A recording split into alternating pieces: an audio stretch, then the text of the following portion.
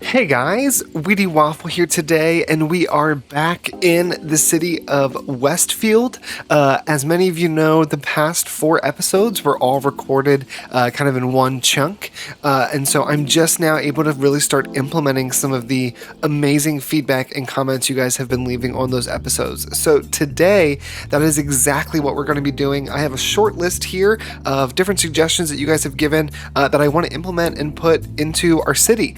I'm going to go ahead and put those comments on screen as I'm working on them, but if you're interested in a list of the comments I'll be engaging with today, you can just check the description box below. And while you're down there, if you're interested, I did start a Discord channel a few weeks ago to celebrate hitting 1,000 subscribers.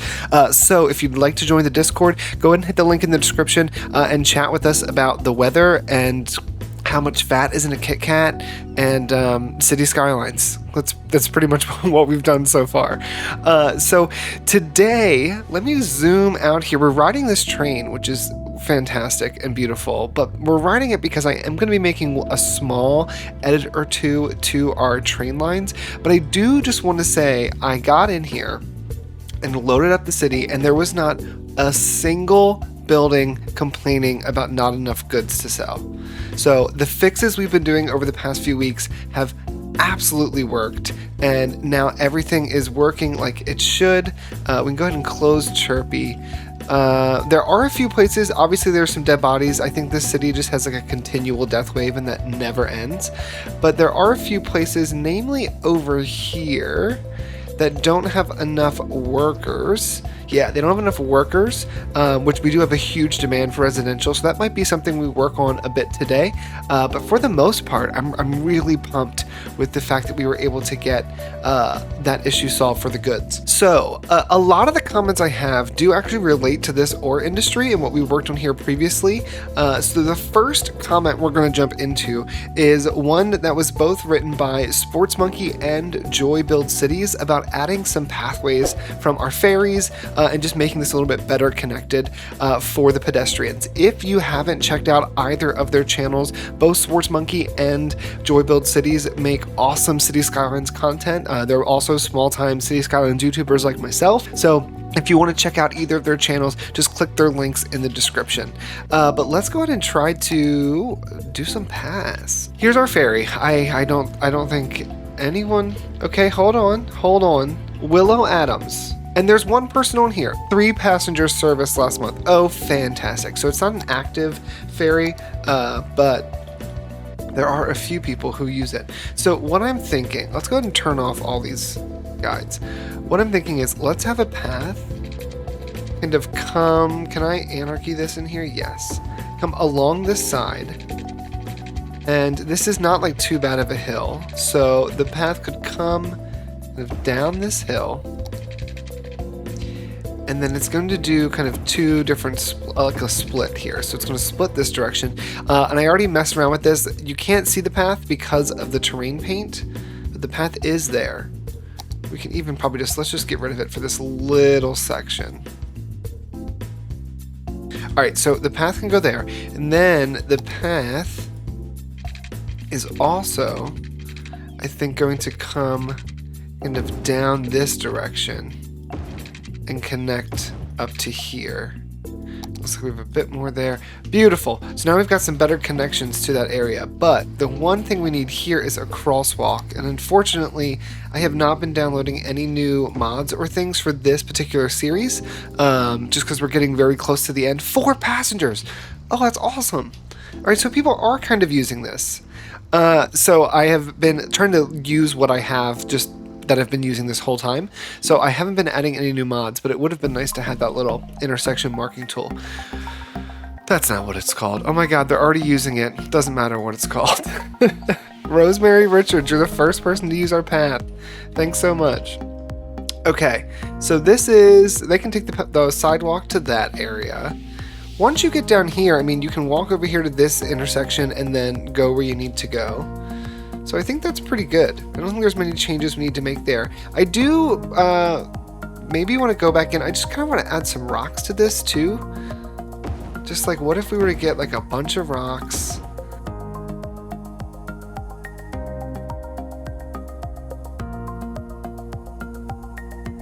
There we go. Just a few rocks throughout, just to kind of give it a little bit of extra oomph, a little something. All right, so we've got our pathway built in, and along with the pathway, there was a lot of just comments about connectivity.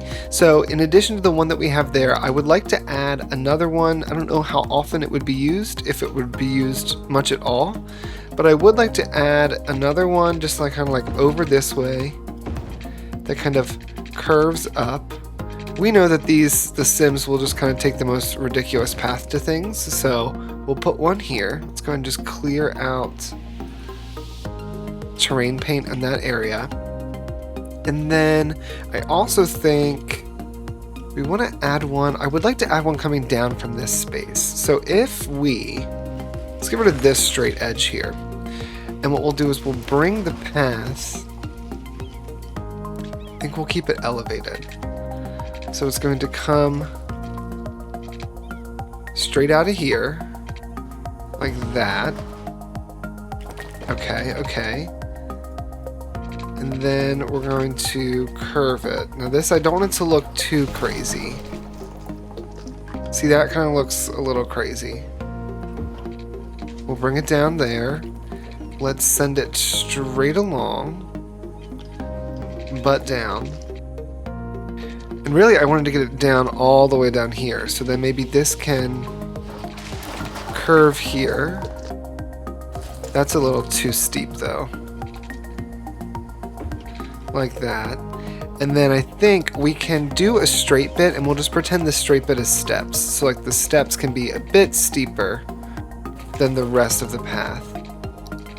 And then we can kind of bring this straight along here and down to this intersection. Let's keep it on the ground. Can I connect to this without like messing any of those up? Turn off collision. Let's just bring that to there. Now again, we know that's connected, you just can't tell. So it looks a little crazy from up high, but you could then take this path and slowly work your way down to get to the rocks. It looks a little wild, but I think it will be useful to the people who live here. Let's go ahead and just add that fence back. What fence is this? Is it this? The park fence? I think it is. Beautiful. Alright, so we have another set, just another way of connecting down to the ore mine. In addition to pathways, JMWZ gave a great suggestion that right now this cargo line is connecting to all the way down here to the farming industry that we have over in that area, and there's really no need for farming and ore to share cargo stops. So just for the sake of efficiency and speed, let's go ahead and add in a bypass for any of the trains like the one that just passed that don't actually need to go in here. We brought this kind of straight along, connected right back up. Then if you were like, oh, I don't need to go here, you can just bypass right through and you don't even have to wait. Okay, so we've got pathways, better connectivity, we've got our bypass lane. The next suggestion I had is from Matt, who suggested that even though this is next to this ore industry, because there are so many just unique things like this cemetery here with these old buildings, as well as this castle, that this should be some kind of like heritage park that people can visit if they want. Now, I don't think many people will, but I do like the idea of just kind of preserving what's here. So let's go ahead and mark this as a small little park. We won't really do much editing to this park, but rather the idea is that by marking it, it's kind of protected from any development or anything like that, which I think is a nice idea. All right, so we've marked our park. It doesn't have a name yet because I have those turned off. Green Garden. Oh, I like that. We'll keep it like that. Okay, and then to get the connection over to it, I would say because we have so many like small ships in this area, I would rather send a tunnel to get to that area. So to get to the island. So let's grab more paths. Here's the ferry stop, right? And I think we go right from here. We go straight along, and then we just start going down. And again, it's going to look a little intense because I'm trying to make it flat so we can pretend that this is some steps. But then we'll take our tunnel underneath the water, take it over to about here, and we'll send it up to the ground level. So then we come out, and now let's go and turn on these contour lines so I can kind of see what I'm working with. What I want to do is I want to surround the island with a path, but I want to try to keep it as level as possible.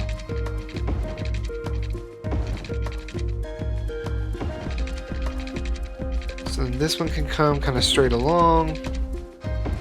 This can curve down. Beautiful, beautiful. Now in this spot, we do change height quite a bit. I wouldn't mind... I actually wouldn't mind taking this and taking it off the ground and turning this into a bit of a like raised section.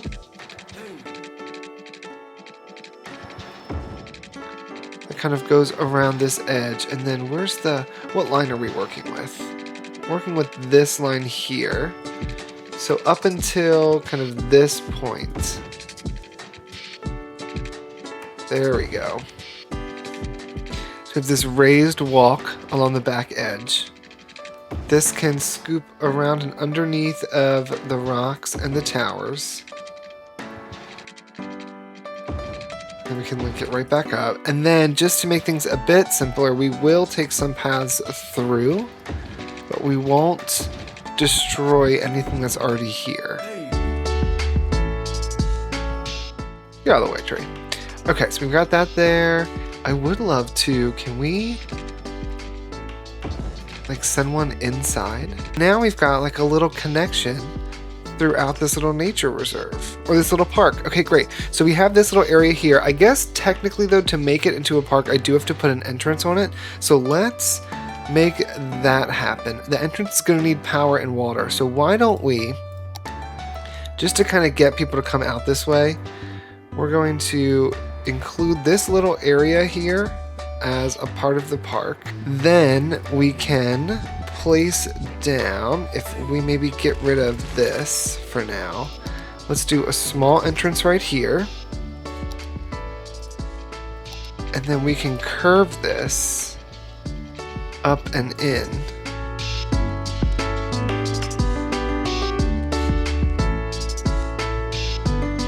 There we go. So now we have this totally new entrance. I think one person got off there, but we can take this park and we can make this park, let's see, main park. Where's main park? Main park and advertising campaign. Draws 20% more visitors, costs $200 per week, and we'll do celebrate. We'll do some fireworks. Okay, so now we've got people that will actually come out to this park. We'll see before we finish this episode how many people start taking these ferries. Right now, it's set to 0 service last week, with each of these having about 1 to 3 passengers. But I think that looks pretty nice. Okay. So we have done paths. We did a little tiny heritage park. We did a bypass. The next suggestion, this is a big one, but the one thing that we don't actually have right now, we've got some great train connections throughout the city. And we have a train line that starts over here in Cardona City and comes all the way through this area, loops through the island, and then goes all the way up to this side. But we don't have one that connects to this side of the city. There is no easy way, if you're in any of these suburbs or this small tourist city, to get over to this side of the city. Because if you look at our train lines, it turns and sends you all the way over to the central station. So you've kind of completely missed everything on this side. So what we're going to do is we're actually going to make 2 major changes. This suggestion came in from Andrew, but they suggested that we connect this train line somehow up to the airport over here. And looking at our trains just before I started recording, you can see that we've got, how do I get above ground? Let's bring this up. We have a train line here, this green line that goes along the coast, that comes all the way down and stops here in this farming suburb. Then we also have our purple line that connects to our airport that comes over here, stops at the airport, and then loops back up and goes on the north side of the city. we have this little piece here that's not connected to anything, and this little piece here that's not connected to anything that could connect up. And then we could have some kind of small loop that would go and reconnect to the Cardona red line. So why don't we take this train line, create another bridge, and connect it into the train line we have right here. So the line would come somewhere over here, probably from Cardona City proper. It would come across the island, connect to this green line, come down, loop around, connect to this opening, and then at this point, we then would just need to find a way to get the line to go back across the bridge. And I think we could probably do that pretty easily with maybe some kind of underground connection or something that would connect right into here. So what I'm going to do, we're going to jump into a quick time lapse, and we are going to try to rework our train lines a bit so that we can get one more train loop in here and better service the people that are living on this side of the city.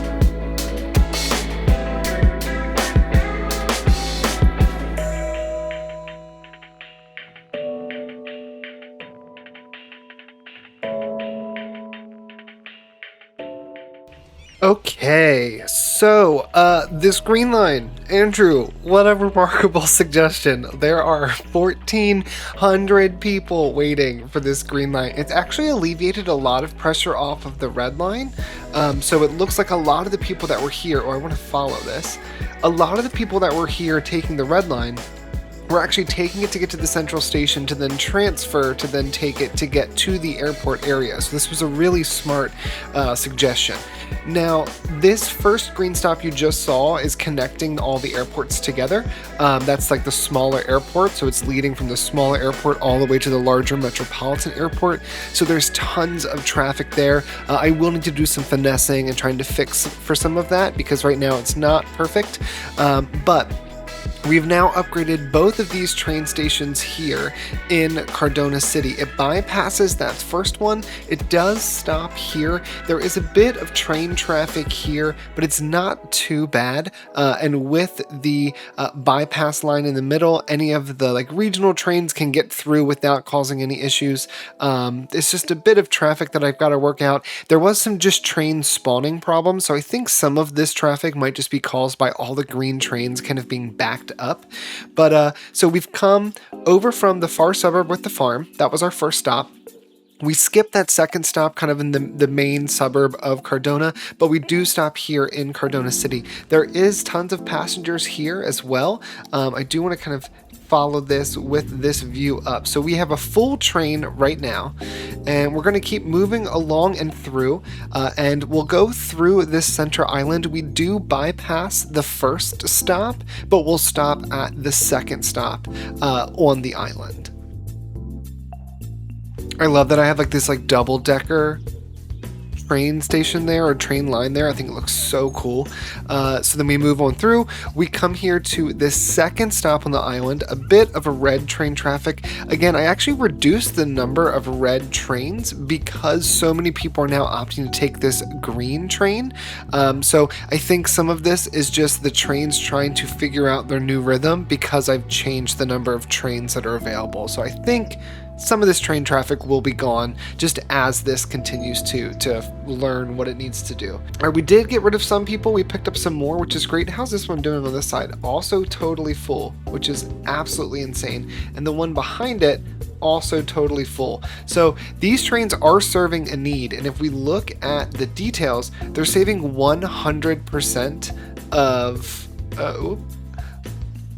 we lost it. 100% of the car trips are opting for the train. Now we do have a bit of a backup here. So again, I gotta kind of figure out what to do to make sure all of this works correctly. I might actually change this intersection so that this line connects underneath and it doesn't ever have to cross over in this way. You know what? Let's just go ahead and do that now. I do like this like double connection we have here, but let's change this. It's not the most realistic train setup, but that is okay. It doesn't have to be realistic. So we're going to send another train straight along up. How high up is that? Is that high enough to be over? Yeah, at that point it is. Okay, so we're going to send this up to about here. And then at this point, we're going to cross over and come down and in. So let's actually back this connector up. And if we just kind of, we're just going to do a really quick connection, and then we'll use Move It to finesse this and make it look a bit nicer. Okay, so we're going to make this the same height as here, so it goes over top, and then, ooh, that is a drop. We don't want that. Okay, so let's try to make this look bit better.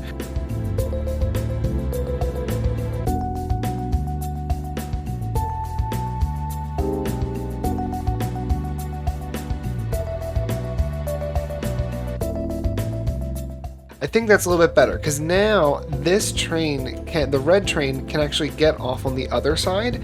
I guess there still is a crossover, isn't there? The train's coming this way, they have to cross over and go down. So it doesn't actually change anything.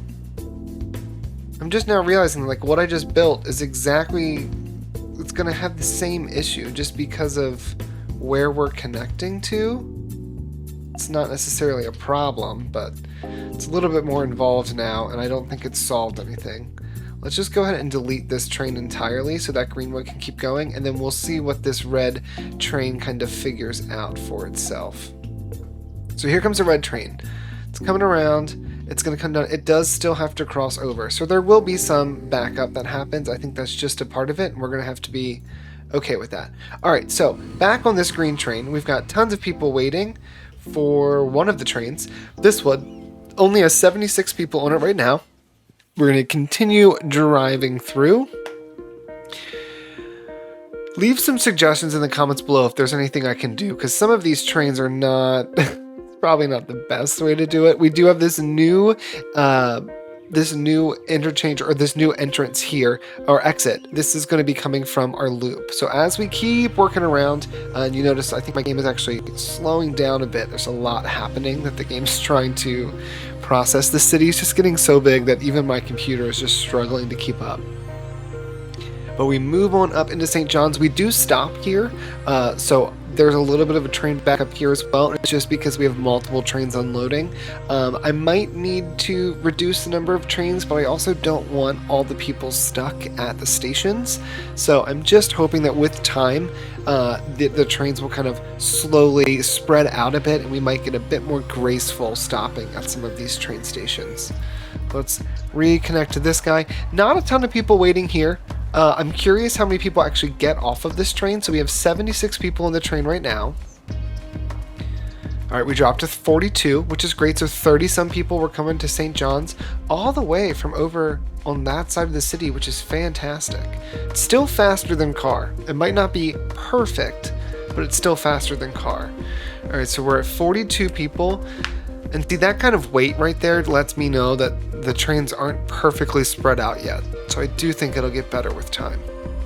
All right, coming up to the final stop that we have in this area. And like right there, I think I could change the stop with a green line. That's an easy fix. We did drop off a few people, but we picked up some more. So now we are at 64 passengers on this train. There was some major overhaul to this little downtown area for, I believe this is Crest Park. We did have to remove all the buildings that were on this roadside here to fit in this new rail bridge. But I replaced those buildings here just behind with and moved the park a bit. We have a new little pathway connection for the residents, and then we go underground just to avoid the new industrial area we built in the last part, as well as the highway. Pass our beautiful Gherkin, and we're moving and we're moving. There is a level crossing here. I thought about getting rid of it, but there's just so few people over here that I'm not concerned about it. We won't be doing much more expansion for this city. I just don't think our computer can handle it, so I'm fine with a level crossing there. All right, we're coming up here, gonna wait our turn. So we have 64 passengers now. When we come up here, I believe almost all of these passengers are people we're gonna be picking up. Yeah, 226. All right, so let's go ahead and just follow this all the way along till it gets back to that initial stop. And then we will jump back into our final comment for this episode.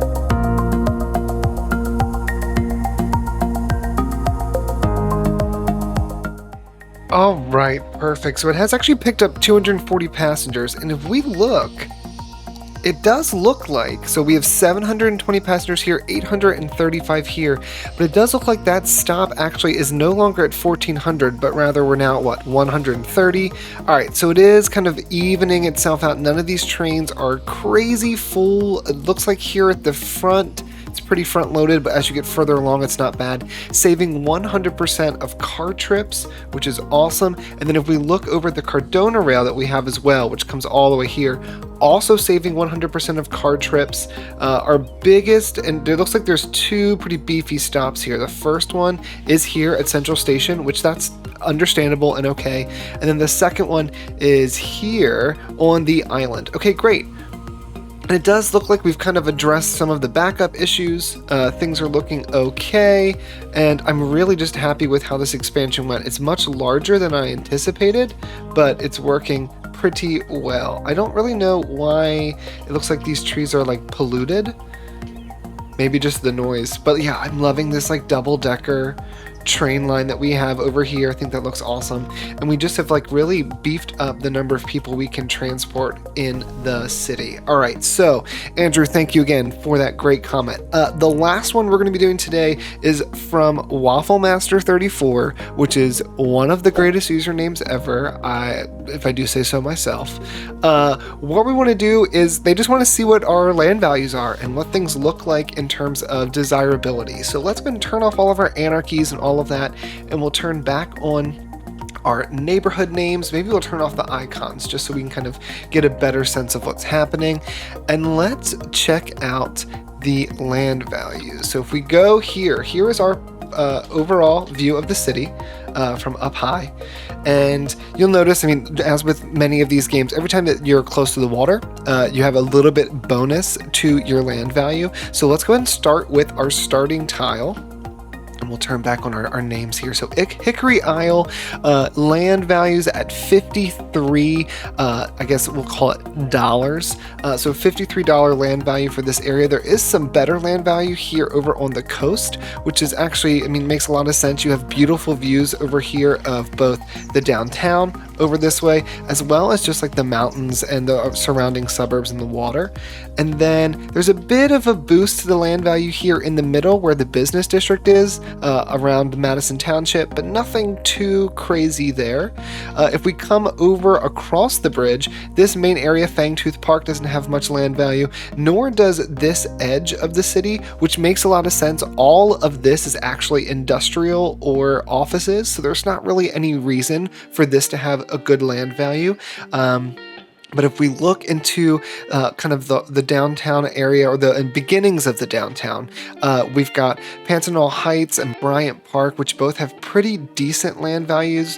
Bryant Park is 66, Pantanal Heights is 62. Dale Park up here, which is where things start to really get pretty dense, is 76 for its land value. And before we do downtown, let's look over this area. Remember back when we had Hampstead and we tried to make this a fancy place? Well, it has pretty crappy land value. $48 land value in this area. Over here, Hillside District 67, not bad.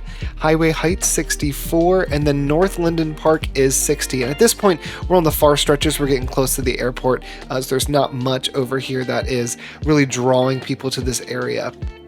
Chester Park has abysmal land value, and that's mainly because all of these stadiums just create so much noise that no one wants to live in this area. St. John's, oh, we've got to open. Let's go ahead and turn that guy back on.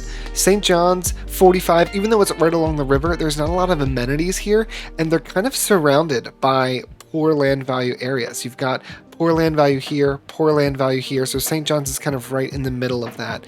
And then when we come down this way, again, Crest Park is probably some of the worst land value that we have, 28. This is mainly because it's farmlands and lots of trains, lots of noise. There's not much happening here. And if we come over here, Victoria Square, 13. So Victoria Square by far has the worst land value. We're going to hold on the main area. So we're going to kind of move over this way. So if we come over here, we have got our complex ore mine. This is actually not its own area yet, so I can't do anything in terms of land value, but I'm going to guess it's pretty low. It does look like our park entrance is flooding every now and again. How many people have visited? Total visitors, 0. I don't think that made any change to our ferries. No. So no one's coming to this, and that's totally fine. So we have Cardona City, which covers a larger portion of this, and it has 54 land value. And then Old Town is really this main center that has all the high-rise buildings that you can see right there, much better view. So 61 is the land value there. I really enjoy that right here along the edge where the beach is, there's a higher land value, which is really nice. And Davies Point has some decent land value too. We're at 55, not bad, especially because it's right next to this industrial area. Moving over into the suburbs, you can tell, since there's industry over here and lots of connections and noise, it's not as desirable to live in Cardona City. But immediately outside, Park 72, what do we have here? Rainy Flats 74, and then the Waterfront District is 74. So Rainy Flats and Waterfront District have, I think, maybe the highest land value we've seen yet. And then Rosewood Square 35. And again, this is a lot of farms, factories, industry, so I'm not surprised that it has pretty low land value. Jumping to the other side over here in Farwater, we have a land value of 50. Mill Heights has 44. Again, not surprising, they are not close to anything, but having this beautiful beachfront here, this is increasing the land value a bit. Surprisingly, Hawthorne Beach, which includes this park, the park itself is not creating more land value, which is very interesting. All this is pretty empty. It's a port, not much happening here. So we've got Long Eugene, which is at 44. So not great, which really, again, that's one of the things that surprises me, because Prospect Park is this beautiful, huge park with the cathedral, and that doesn't have any bonus to this area. A little bit of divider here for our industry, and then we get to the main downtown. So Aleutian Flats, 56 land value, Wrexham Park, 73 land value, and then downtown itself, 66, 65 land value. And what about Brazilian Square? 73, Lake District 72, and what was Dale again? All right, so Dale Park is 76. So the highest land value in the city is here in Dale Park. If we actually back out of this view, we can jump into our district view. Dale Park encompasses this area here, going up the hill, which has all of our green city residential buildings. So that's not surprising that that has the highest land value for the city. And then over here, these two suburbs we built, Rainy Flats and Waterfront District, are some of the most desirable neighborhoods in our city. I mean, it's nice and quiet. There is a power line in the exact middle of the road. We're just gonna scoot that over. It's got incredible views of downtown, as well as decent views of Cardona City over there in the distance as well. And with having its own dedicated airport and the busiest train station in our entire city, I mean, look at all those people. It's no wonder that this area has great land value. But I think that is where we're going to leave this part here. Guys, again, if you're interested, the Discord link is in the description below. Thank you so much for all of your great feedback and suggestions. And I'm looking forward to continuing building out some more of Westfield. There is going to be, I believe, I've mapped it out, and I think 50 episodes is going to be where we stop in this city. So we've got about 4 episodes left before we reach the end of this series, and then we'll take a small break and start a brand new series. So thanks again for watching. If you like this video, go ahead and give it a thumbs up. If you have any suggestions on how I can improve these train lines, or just how I can improve different things you saw in the city today, leave them in the comments below. Subscribe if you haven't already, and I will see you guys in the next one.